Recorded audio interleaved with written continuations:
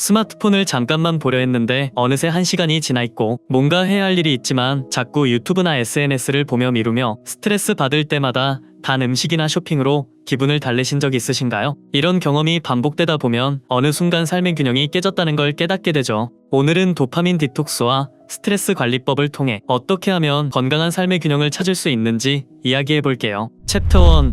도파민 디톡스가 필요한 이유.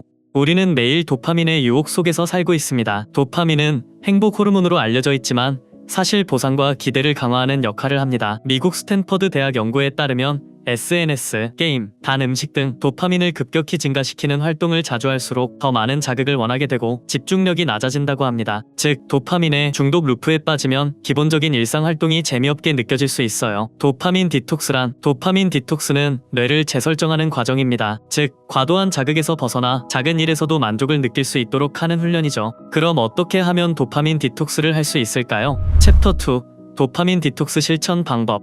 1. 즉각적인 보상을 줄이기. 가장 쉬운 방법은 자극적인 콘텐츠를 줄이는 것입니다. 이걸 실천하기 위해선 SNS, 유튜브, 게임 사용 시간을 정해놓고 무의식적 스크롤링 방지하기 위해 앱을 홈 화면에서 삭제하고 가벼운 산책이나 명상을 하며 뇌에 휴식을 주는 방법이 있습니다. 2.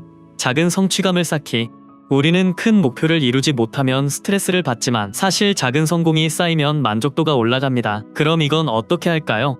하루 5분 책 읽기부터 시작하고 운동 목표를 헬스장 가기 대신 푸시업 3개 하기처럼 쉽게 설정해보고 체크리스트를 만들어 성취감을 시각화하면 됩니다. 3.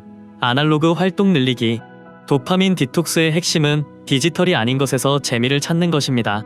일기 쓰기, 스케치, 요리 등 손을 쓰는 활동을 하고 친구와 직접 만나 대화해보고 자연 속에서 산책하며 뇌를 리프레시해보세요. 이렇게 도파민 디톡스를 하면 우리 뇌는 점점 작은 일에서도 행복을 느끼게 됩니다.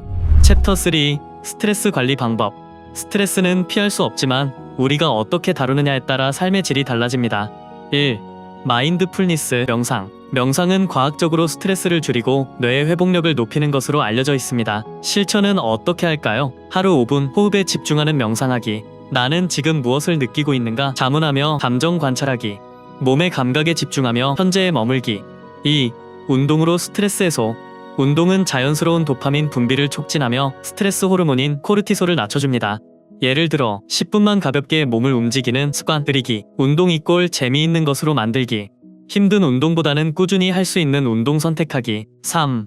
해야 한다가 아닌 할 수 있다로 사고 전환. 스트레스는 대부분 우리의 생각 방식에서 옵니다. 같은 상황이라도 어떻게 해석하느냐에 따라 스트레스가 될 수도 성장의 기회가 될 수도 있어요. 예를 들어볼까요? 나는 해야 한다, 나는 선택할 수 있다로 바꾸기. 작은 성취, 스스로 보상 주기. 스트레스를 기록하며 감정의 변화를 관찰하기. 이렇게 하면 스트레스를 더 건강하게 관리할 수 있습니다. 결론. 균형 잡힌 삶을 위한 첫걸음. 삶의 균형을 찾으려면 도파민 디톡스와 스트레스 관리가 필수입니다. 1. 즉각적인 보상을 줄이고 2. 작은 성취를 쌓고 3. 디지털이 아닌 활동을 늘리고 4.